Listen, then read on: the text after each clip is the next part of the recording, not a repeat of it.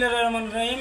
সকল ধর্মপ্রাণ মুসলমানদেরকে আমার সালাম, আসসালামু আলাইকুম এবং অন্যান্য ধর্মের প্রতি আমার আন্তরিক শুভেচ্ছা ও অভিনন্দন।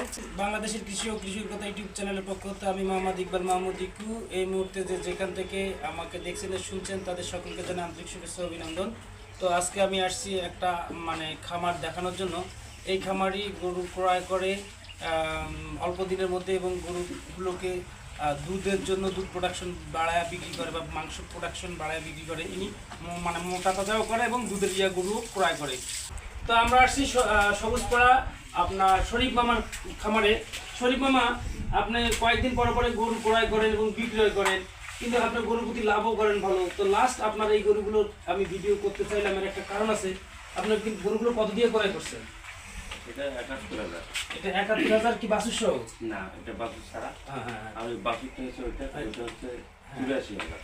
দর্শক, আমি কেন এই গরুটার দাম জিজ্ঞেস করছি, এর কারণটা হচ্ছে এরকম একটা গরু ৭১,০০০ টাকা দিয়ে কিনে উনি কত বিক্রি করবে এটা বোঝানোর জন্য। কারণ আপনাকে যদি গরু পুষে লাভ করতে হয় তাহলে সর্বপ্রথম গরু কিনতে আপনাকে জিততে হবে। যদি আপনি কিনতে যায় ঠকে যান আর সেটা আপনার ৬ মাস লাগে ওই দামটাই তুলতে, তাহলে তো আপনি কখনো এই পেশায় লাভ করতে পারবেন না। তো মামা, আপনি কিভাবে এই গরুগুলোকে এরকম দামের মধ্যে ক্রয় করেন আমাদেরকে বলবেন? এগুলোটা আরো বাজনা ছিল, এটা মানে খুবই বাজনা ছিল। গরুটাকে খাওয়াই নাই, না খাওয়ার ক্ষেত্রে গরুর বাজার কম, তখন গরু তো কেউ কিনে না। হাড্ডি গরু এর গায়ে শরীরে কিছু নাই, খেয়েছি এমনি হাঁটতে পারে না।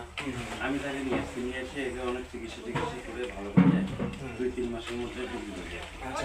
মামা দুধ থাকে। এটা গরু অবশ্য ২ কেজি দুধ সহ আমি নিয়ে আসছি। এখন কয় কেজি? এখন সে দুধ হচ্ছে আপনার মনে করেন ৮ লিটার। এর ৮ লিটার দুধ হচ্ছে। এবং ওই বাছুর সহ যে গরুটা ছিল সেটা নিয়ে আসছি, ওইটার দুধ ছিল ১ কেজি। ১ কেজি। আর ওইটার এখন দুধ হচ্ছে প্রায় ৫ কেজিরও প্লাস। আপনি এখানে আমি ছাড়া আর কাউকে কি দেখে এদের এই পরামর্শ, এদের দুধ বাড়ানো বা চিকিৎসা নিয়েছিলেন? না না না। তো আসলে আপনি কি এখানে আলাদা কিছু কি করছেন বা আপনার কি খুব টাকা বেশি খরচ হয়েছে? না না, এটা আমার খুব সীমিতের মধ্যে হয়েছে। সীমিতের মধ্যে হয়েছে। আমি তো যাই হোক মেয়েরও খাওয়াই একটু ভালো, আর একটু সামান্য চিকিৎসা করে নিচ্ছি আপনার কাছ থেকে। তবে আমি আপনাকে যে মেডিসিনগুলো ইদানিং আসি এই গরুটার ব্যাপারে দিয়েছিলাম, এই মেডিসিনগুলোর দাম কি খুব বেশি? না না না, সীমিত। আমি কি অন্যদের চেয়ে আলাদা কিছু আপনাকে দিছিলাম কি? না না না। হ্যাঁ, কিছু পরামর্শ দিছিলাম, কিছু মেডিসিন অ্যাড করে দিছিলাম।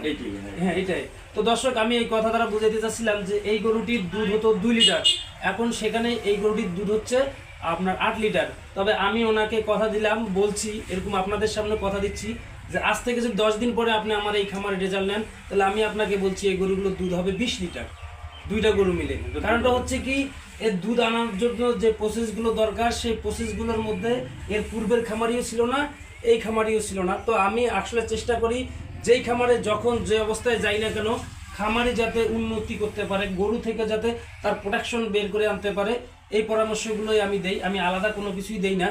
যারা আমার এই ইউটিউব ভিডিওটি দেখছেন ও শুনছেন, সকলে আমার এই ইউটিউব ভিডিওটি সাবস্ক্রাইব করবেন, লাইক করবেন, কমেন্ট করবেন এবং ফেসবুক আইডিতে এসে ফলো দিবেন। আপনারা ভালোবেসে আমার পাশে থাকবেন। আপনাদের ভালোবাসা পেলে আমি আরও ভালো ভালো ভিডিও তৈরি করব, এই সামাজিক সেবামূলক কাজগুলোর সাথে আরও বেশি জড়িত আবদ্ধ হব। এই বলে আমার কথা শেষ করছি। আল্লাহ হাফেজ।